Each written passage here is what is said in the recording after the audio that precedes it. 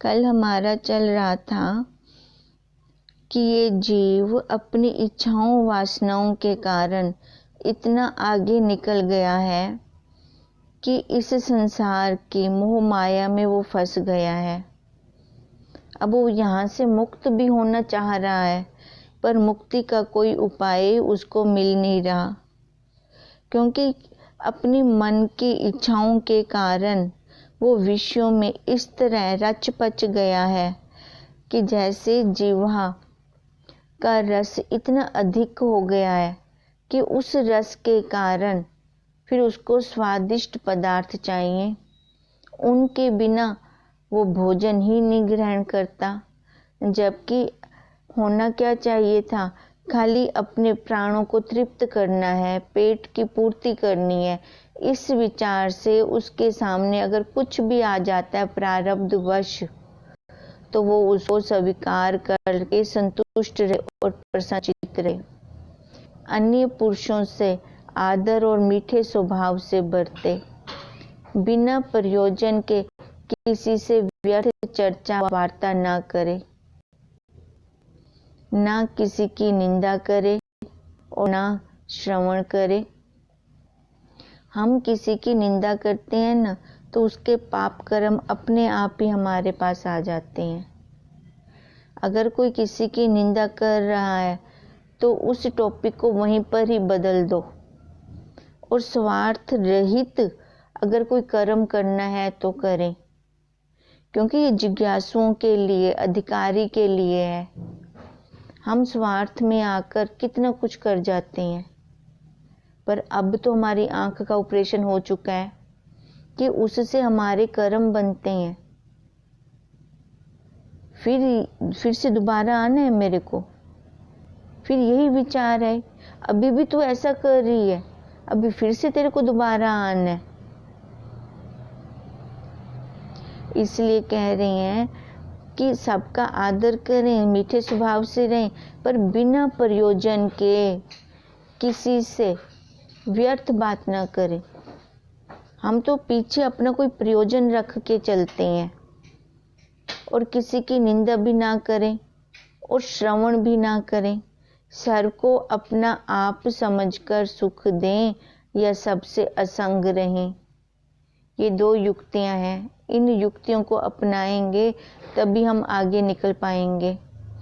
अपने समय को इस प्रकार बांटें जिससे जगत का व्यवहार भी सिद्ध होता जावे और अपने स्वरूपानंद में मगन रहने के लिए भी समय प्राप्त हो जाए। ये न हो कि समय तो हम सारा ही बाहर व्यवहार में खर्च कर दें, फिर अपने लिए कब समय निकालेंगे, क्योंकि इसी में से ही, इसी समय रूपी मूल्य में से ही मेरे को अपना काम भी करना है। ये जगत का व्यवहार तो कभी खत्म होने वाला ही नहीं है। देखो, काम कभी घर का खत्म हुआ? हमें काम को छोड़ना पड़ता है, काम हमें नहीं छोड़ता। अब इसलिए कह रही हैं कि इस हिसाब से अपने समय को बांटें कि जगत का व्यवहार भी हो और अपना स्वरूप नंद में मगन रहने के लिए भी हमें समय मिल जाए, अपने लिए भी हमें समय मिल जाए। सतगुरु के बिना किसी को अपना सच्चा मित्र ना समझें, सारे स्वार्थ के हैं। हम भी किसी के साथ जाएंगे, बोलेंगे तो हमारा स्वार्थ छुपा होगा वहाँ पे। हर बार निरीक्षण करें, सामने उंगली उठाने से पहले अपने आप को देखें कि स्वार्थ सहित मेरा यहाँ पे कोई प्रयोजन है या स्वार्थ रहित मैं यहाँ पे कोई बात कर रही हूँ। अगर निष्काम भाव से अगर हम कुछ करते हैं तो वो हमारा कर्म बंधन नहीं होता।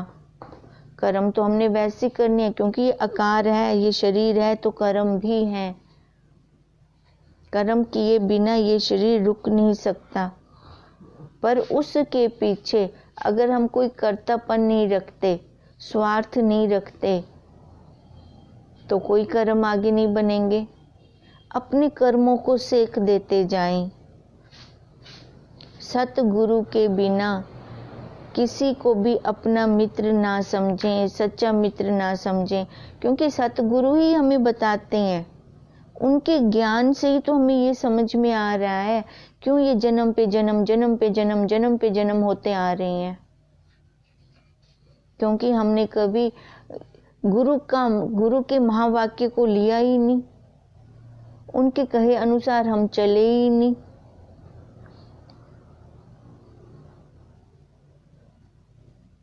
किसी से उपहास ना करें, सबसे आदर व समान सहित रहें। यदि धन अपने निर्वाह से अधिक हो तो साधु सेवा व अतिथि सत्कार में लगाएं। अपने गृह को धर्मशाला की तरह जानें। अपनी स्त्री, माता पिता, भाई बहन को मार्ग के साथी जानें।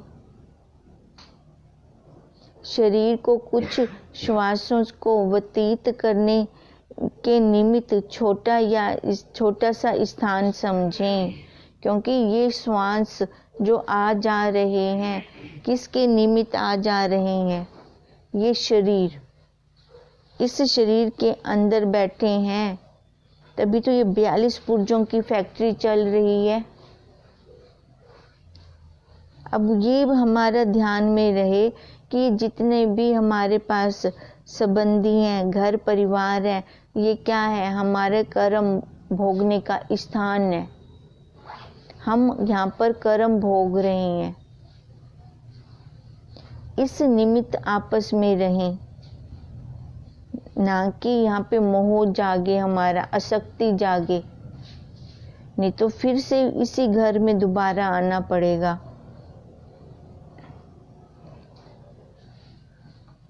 किसी से क्रूर होकर बात ना करें।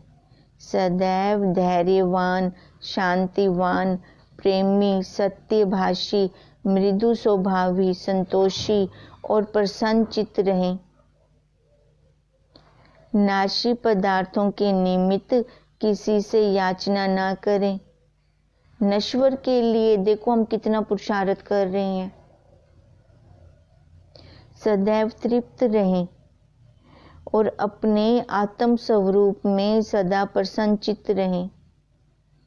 भवनों के बनवाने, धन संचय करने, भूमि मोल लेने अथवा व्यवहारों के विस्तरण करने में ही ना लगे रहें। नश्वर के पीछे न भागें। ये जितने भी पदार्थ हैं ये सारे नश्वर हैं। देखो इन नश्वर पदार्थों को हमसे मोह नहीं है। अब वो जिसके हाथ में आ जाते हैं उसके बन जाते हैं। अब मोह किसको है? इस जीव को। वही उनको अपना मानी बैठा है। कभी वो नश्वर पदार्थों ने हमें अपना माना। घर की रजिस्ट्री जिसके हाथ में पहुंच जाए वो उसी की हो जाती है। अब देखो ये युगों युगों से ये कितने दादा परदादा ये हो गए और घर की रजिस्ट्रियां बदलती आई, आगे और नाम पे चढ़ती आई, पर घर ने तो कभी भी नहीं बोला, उस जड़ ने तो कभी नहीं बोला कि मैं तेरे नाम पे नहीं चढ़ती। अब ये आसक्ति किसको हो रही है? इस जीव को। अगर जीव ने आसक्ति भी करनी है तो नश्वर के पीछे क्यों करनी है? वो शाश्वत के पीछे क्यों नहीं करता? है ना, ये विचार करने की क्लास है हमारी। विचार करें, अगर हमें आसक्ति का ऐसी लत पड़ चुकी है, अगर करनी भी है तो हम शाश्वत की क्यों ना करें? इससे हमें ये बेनिफिट तो होगा कि हमारा जन्म मरण रुक जाएगा, हमारा सर्कल यहीं रुक जाएगा। नहीं तो हम जन्म लेते आ रहे हैं। उद्भुज, स्वेदज, अंडज, जरायु चारों खानियों में से कभी किस योनि में तो कभी किस खानी में। कहां से भटक के आ रही हैं। हे जीव, तू अब भी नहीं थका? विचार करवाएं इससे। हे जीव, तू अब भी नहीं थका? अभी तेरे को और भटकना शेष रहता है। देखो जब तक इसको खुद ताड़ना नहीं देंगे, अभी भी तू विषयों में जा रहा है। आज तक तूने खा के देख लिया, भोग करके देख लिया सभी विषयों का। क्या तेरी ये दुख, संताप, ये शोक तेरे खत्म हो गए? कभी हम बैठ के हमने ये विचार किया है? अब तभी तो कहते हैं इस जड़ के पीछे अपने शाश्वत को ना रोलें, नश्वर के पीछे अपने शाश्वत को ना रोलें, क्योंकि हम नश्वर के पीछे ही अपनी पूरी आयु खपा मारते हैं और वहां से कुछ हाथ आता नहीं। फिर बुढ़ापे में पछतावा होता है, क्योंकि जिसके लिए हमने अपनी आयु को, शरीर की आयु को खर्च किया, अब वही हमारे पास आकर नहीं बैठते। फिर उस टाइम क्या होगा? सत्संग में जाने से रोकते थे और हमने भी उनका कहना मान के हम भी रुक गए। अब अपने घर में बुजुर्गों की हालत देख लो, कौन उनके पास बैठता है? किसी के पास समय ही नहीं है बैठने का। तो क्या वही हालत अपनी नहीं होगी? सभी की वही हालत होने वाली है। तभी गुरुदेव कहते हैं योग और भोग दोनों जवानी में ही होते हैं। अगर जवानी में हम संभल जाएं, अपना व्यवहार उतना ही रखें संसार में जितना जरूरत का है, हम बढ़ा देते हैं, अपनी इच्छाओं को नहीं रोक पाते, वासनाओं को नहीं रोक पाते। आयु, ये शरीर खत्म हो जाता है और जब बैठते हैं आसन पे तो नींद आने लगती है, क्योंकि इतनी थकावट हो चुकी होती है काम कर्म कर कर के। फिर आसन पे बैठते ही इसने फिर आंखें बंद होनी शुरू हो जाती हैं इसकी। फिर अब इसलिए कह रहे हैं कि हम कितना भी ये संचय करेंगे नश्वर का, तो उससे क्या होगा? हमारी इच्छाएं बढ़ेंगी, वासनाएं बढ़ेंगी, संस्कार अंदर आएंगे बाहर के। केवल निर्वाह मात्र व्यवहार करें। यह सर्व संसार स्वप्नवत है, इस निश्चय को सदैव याद रखें। यहाँ पे कोई भी सच्चा नहीं है। बाहर क्या देखें? अपने इस शरीर को ही देख लें, जिसको मैं सारा दिन मैं करती रहती हूँ। क्या अब तक वो एक जैसी अवस्था में टिका रहा? पल पल बदल रहा है, ये शरीर भी बदल रहा है। बचपन भी गया, जवानी भी गई, बुढ़ापा भी चला जाएगा, फिर देहांतर प्राप्ति। अब देखो, ये जीव सारी खानियों में से निकलकर उद्भुज में से, स्वेदज में से, अंडज में से फिर जरायुज में आया है। तभी इसको जरायुज में ये मानव शरीर मिला है। अब अगर थोड़ा विचार करें तो इस जरायुज खानी में 2 पैरों वाले और 4 पैरों वाले आते हैं। एक शुद्ध जरायुज है और एक अशुद्ध जरायुज। शुद्ध में तो वो ईश्वर होगी, माया होगी। अब अशुद्ध में अब इसको ये 2 पैरों वाला ये मानव शरीर मिला हुआ है, तो इसका मतलब अब इसको थोड़ा सा पुरुषार्थ करना है। अब पीछे वहां से कैसे निकल के आया 3 खानियों में से? अब इसको अब थोड़ा सा पुरुषार्थ करके शुद्ध जरायुज में आ जाए, फिर वहां से देखो थोड़ा सा पुरुषार्थ करके उस सत्ता में आ जाए। वहां पे तो आना जाना ही नहीं है, खाली ये दृढ़ता ही तो लानी है। अब इसलिए बार बार हम ऐसे शास्त्र लेते हैं कि जिससे हमारी दृढ़ता और बढ़े, क्योंकि यहाँ पे फिजिकली कुछ भी नहीं होना। वो निराकार है, उसका कोई आकार ही नहीं है, उसकी कोई इंद्रियां ही नहीं है जो इंद्रियों से ही हमें प्राप्त होगा। बिना इंद्रियों वाला बिना इंद्रियों के ही प्राप्त होगा। अब वहां पे क्या करना है? हमें खाली मन से भाव दृढ़ करना है, और यही भाव दृढ़ नहीं होता, इसके लिए अभ्यास चाहिए। जैसे पानी का भाव नीचे को बह रहा है, ऐसे ही इसका मन भी नीचे को बह रहा है। अब पानी के भाव को ऊपर चढ़ाने के लिए कितनी हाई वोल्ट की पावर लगानी पड़ती है। अब ऐसे इसको हाई वोल्ट की पावर लगानी पड़ेगी। गुरुदेव के महावाक्य पहले तो ये श्रवण करे,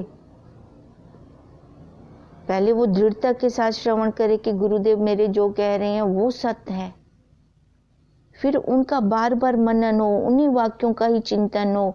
अब ये चिंतन तो करते हैं संसार का, हर टाइम चिंता में ही लगा रहता है, तो अपना कल्याण कैसे करेगा?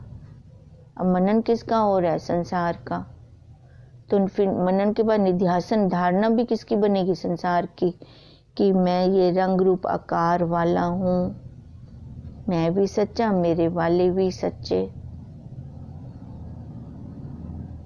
तई तो मर्दा आमद है, जन्म जन्म तो मर्दा आमद है, छुटदा क्यों नहीं पिया? क्यों नहीं इसका छुटकारा हो रहा? क्योंकि इसको ये सारा स्वप्नवत नहीं लग रहा। क्या लग रहा है? सच्चा है। जो हम स्वप्न लेते हैं 1 मिनट में बोल देते हैं कि मिथ्या है, सच्चा नहीं है, तो ये भी तो स्वप्न है सारा। सुबह कहाँ गई? अब इससे 5 मिनट वाला पहला समय कहाँ गया? स्वप्न तो उसको कहते हैं ना जो बीत जाए और हो ना, उसको ही स्वप्न बोलते हैं। अब वही हम कह रहे हैं कि ये सारा स्वप्न है, इसलिए गुरुदेव हमें बार बार कह रहे हैं कि यह सर्व संसार स्वप्नवत है। इस निश्चय को सदैव स्मरण में रखें, यही याद रहे हमें, हर टाइम हमारा मनन इसी पे चले, स्वप्न है, स्वप्न है, स्वप्न है। अगर यही चलता रहेगा तो निध्यासन स्वतः होगा, करना नहीं पड़ेगा। उचित है कि निरंतर इस प्रकार अभ्यास करते रहें जिससे चित्त की प्रसन्नता व सुख प्राप्त हो। फिर तो वो अपने आप ही सुख आएगा ना, चित्त विक्षिप्त ही नहीं होगा। अगर मेरी यही दृढ़ता होगी, अब स्वप्न में अगर किसी के साथ राग हो रहा है या किसी के साथ द्वेष हो रहा है, तो देखो फिर जब हम उठते हैं तो वो होता है, फिर क्या हमारी भावना होती है? ये तो स्वप्न था। अब गुरुदेव भी तो हमें यही कह रहे हैं, अब अगर जागृत अवस्था में तेरी ये दृढ़ता है कि ये सब स्वप्न है, स्वप्न है, तो किसी से राग भी नहीं होगा, द्वेष भी नहीं होगा, सबसे बड़ी बात स्वार्थ की भावना ही नहीं होगी, निस्वार्थ सारा काम होगा। क्योंकि 1 मिनट के अंदर तो इसने स्वप्न हो जाना है, तो किससे कुछ लेने की क्या आशा रहेगी हमारी? वहीं खत्म हो गया। क्योंकि हमारी लेने की आशा हर टाइम बनी रहती है। अब इसलिए कहते हैं कि अगर निरंतर तेल धारावत हमारी वृत्ति चल रही होगी, तभी हमें ये सब मिथ्या लगेगा, तभी ये जीव प्रसन्न रहेगा। अब आगे शंकावादी क्वेश्चन कर रहा है कि वैष्णव किसको कहते हैं? वैष्णव 2 प्रकार के होते हैं, एक बहिर्मुखी और द्वितीय अंतर्मुखी।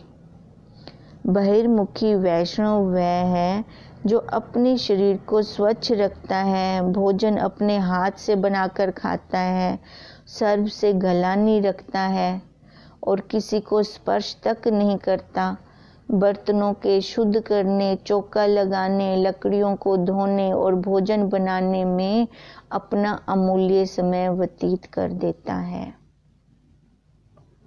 अपना निरीक्षण हम साथ के साथ करेंगे कि हमारी कौन सी स्थिति है, कहाँ पर हम रुकते हैं, अपने समय को हम कैसे खर्च कर रहे हैं।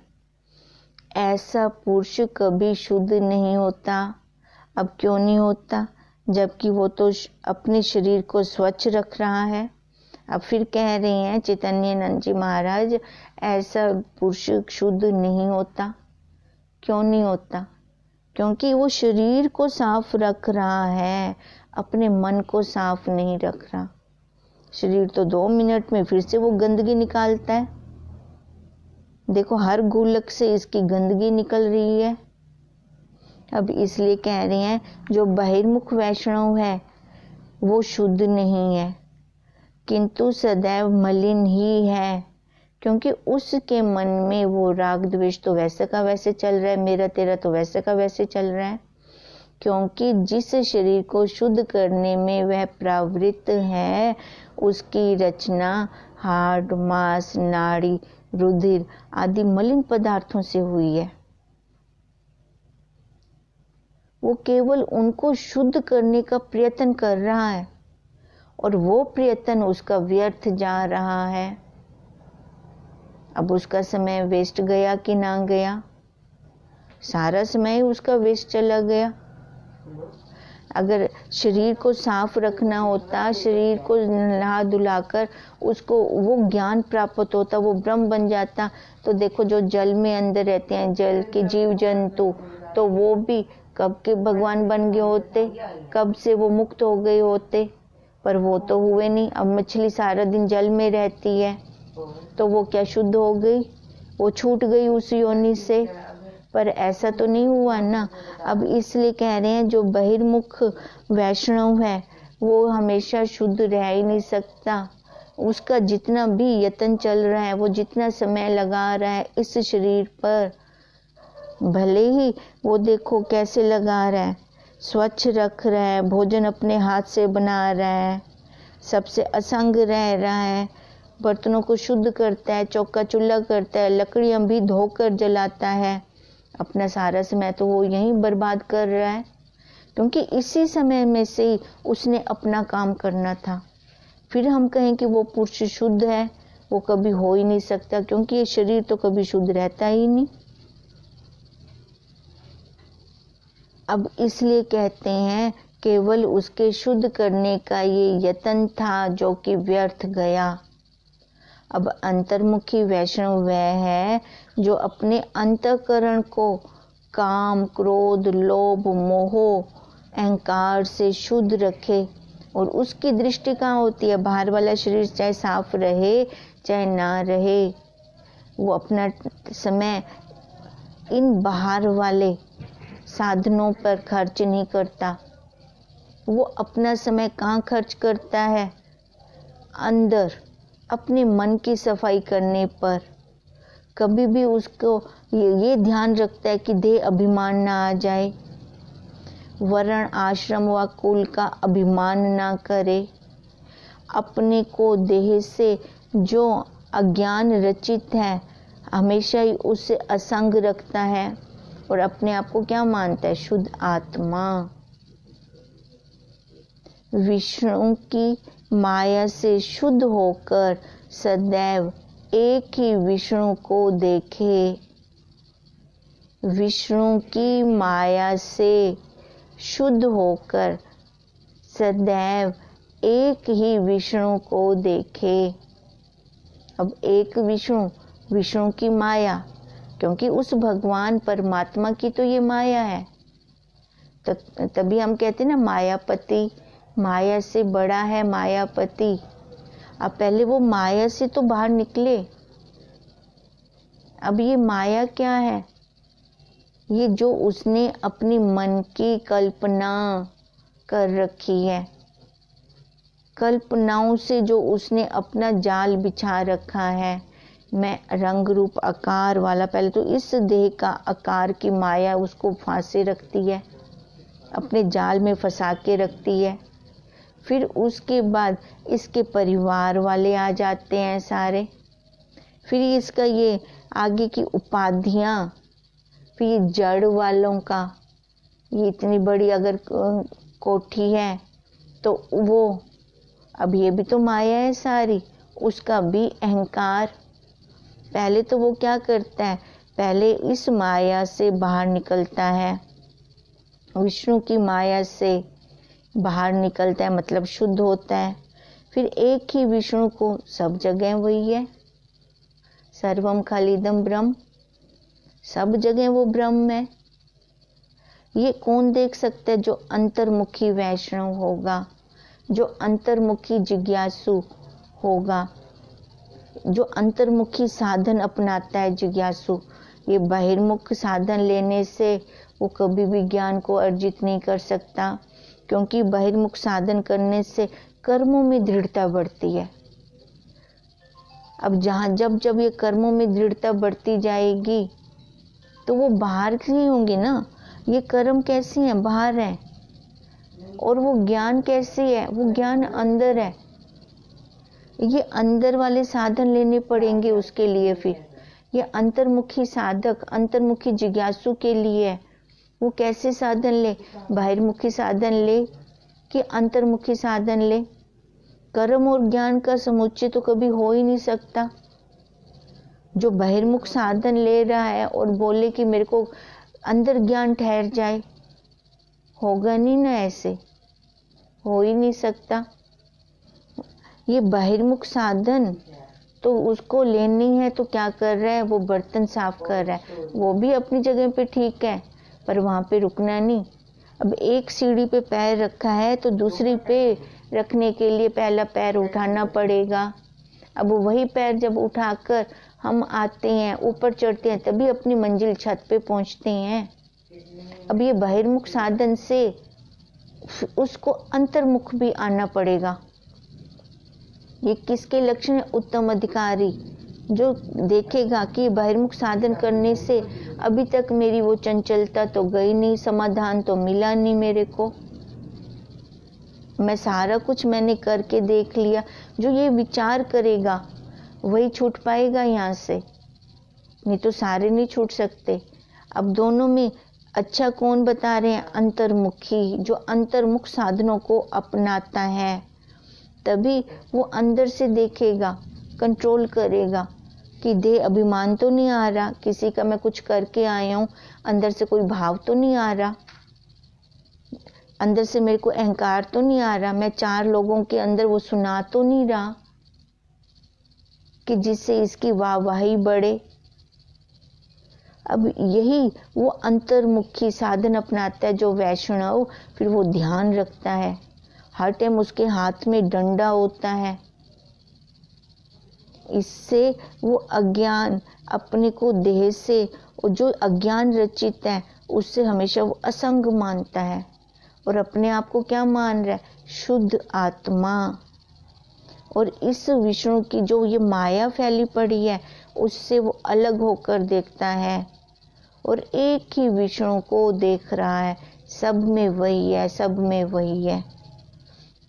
द्वैत भाव को अपने अंतःकरण में वो प्रवेश ही नहीं होने देता। इंद्रिय रूपी बर्तनों को विषय रूपी मल से हमेशा ही अलग रखता है, उनसे विशुद्ध रखता है। उस मल को, विषय रूपी मल को आने ही नहीं देता, अपने बर्तन को साफ रखता है। अंतःकरण रूपी चौके को वैराग्य रूपी वो पोंछा देता रहता है। इतना तूने भोग लिया तो क्या हो गया? इतना तूने हंडा लिया, नई से नई साड़ी डाल के देख ली, नई से नए कपड़े डाल के देख लिए, तो तेरा वो जो शोक था, दुख था, संताप था, खत्म हो गया। तूने इस शरीर को क्या क्या नहीं दिया? मेवे खिलाए, अच्छे से अच्छे कपड़े पहनाए, सूंघने को अच्छे से अच्छा परफ्यूम इसको सुंघाया। अब देखो फिर भी वो दुख, संताप, वो शोक तो तेरे निवृत्त हुए नहीं, क्योंकि वो बाहर के थे। अब जो ये विचार करेगा साधक, तो वो यहाँ पे वैराग्य देगा। अगर अंतःकरण में, मन में फिर भी विषयों के लिए कोई वासना उठ रही है, तो उसको वैराग्य आएगा, उसको वो दिखाएगा कि देख देख मन, तूने आज तक इतना कुछ भोगा है, अभी भी तेरे को लानत नहीं आती, फिर तो उसकी मांग कर रहा है। शर्म आनी चाहिए अब तो तेरे को, तू तो अधिकारी कहलाने के फिर लायक भी नहीं है। अभी भी तेरे को जगह जगह पे कुछ अपना स्वार्थ की भावना दिख रही है। जब तक इसको दिखाते नहीं है, और ये दिखाया भी कब जाता है? तत्वज्ञ गुरु के सानिध्य में, क्योंकि शास्त्र हमारे पास हैं। हम बाजार से लेकर, मार्केट से लेकर, हम खुद क्यों नहीं पढ़ते?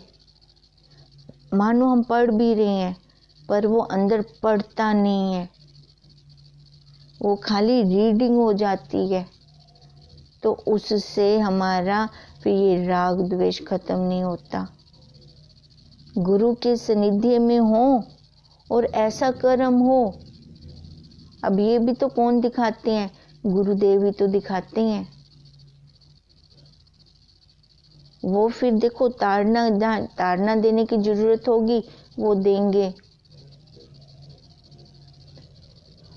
अब अगर हम ईश्वर से, परमात्मा से कुछ भी डिमांड रखते हैं, भले वो हमारे हित में है चाहे नहीं है, उन्होंने वो देनी है, वो पूर्ति करनी है। पर गुरुदेव तो पहले देखते हैं ये इस मेरे बच्चे को देना चाहिए कि नहीं। अगर बच्चा जिद कर रहा है, अब माँ के आगे अगर बच्चा जिद करता है खिलौने की, तो माँ देखती है कांच का खिलौना है और बच्चा खेलेगा टूट जाएगा तो इसको चोट लग जाएगी, लहूलुहान होगा। वहाँ पे माँ अगर बच्चे को थप्पड़ भी मार देती है तो उसके हित में मारती है। अब ऐसे ही हमारे गुरुदेव भी, जो हम, क्योंकि हम अपनी बुद्धि से तो मांगेंगे वही संसार का नश्वर, उससे हमारे कर्म ही बढ़ेंगे। जो हमारे हित में होगा गुरुदेव वही देंगे। ये असली समझ हमें कहाँ से आएगी? जब तत्वज्ञ गुरुदेव के सानिध्य में रहेंगे, उनके महावाक्यों पर आचरण करेंगे, तब ये समझ आएगी कि देख अभी भी तेरे को वैराग्य नहीं आ रहा, अभी भी बाहर तू विषयों में जा रहा है।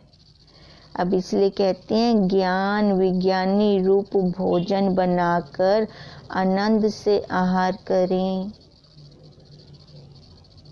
अब ज्ञान, जो गुरुदेव से ज्ञान लिया, जो शब्द लिया, जो महावाक्य लिए, उनको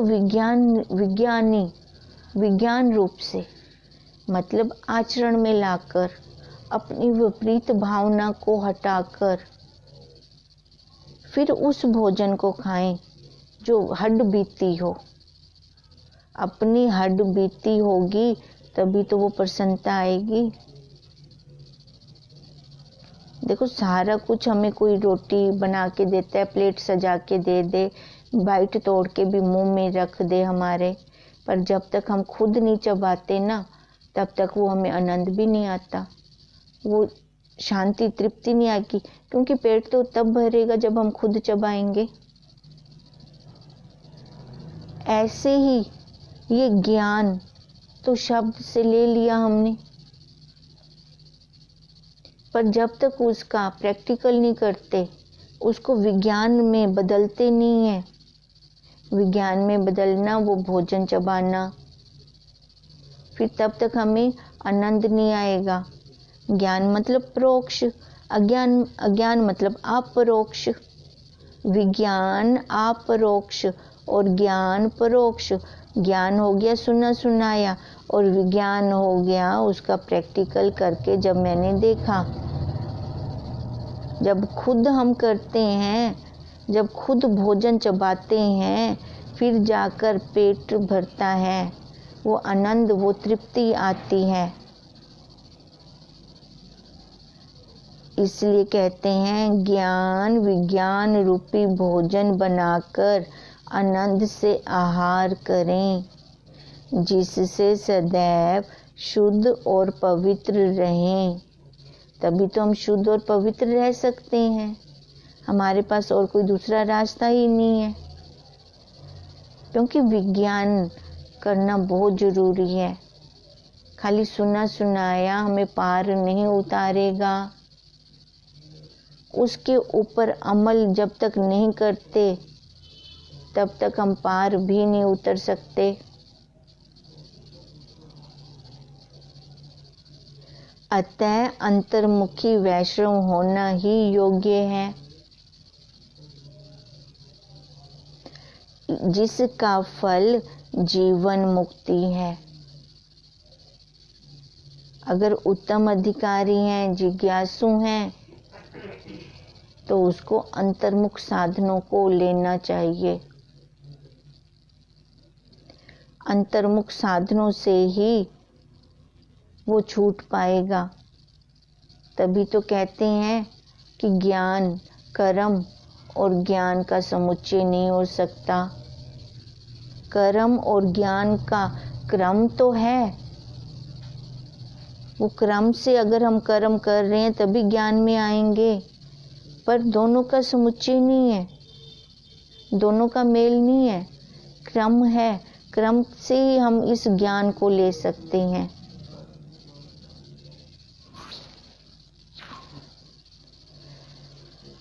ओ, अपना होमवर्क भी करते रहेंगे।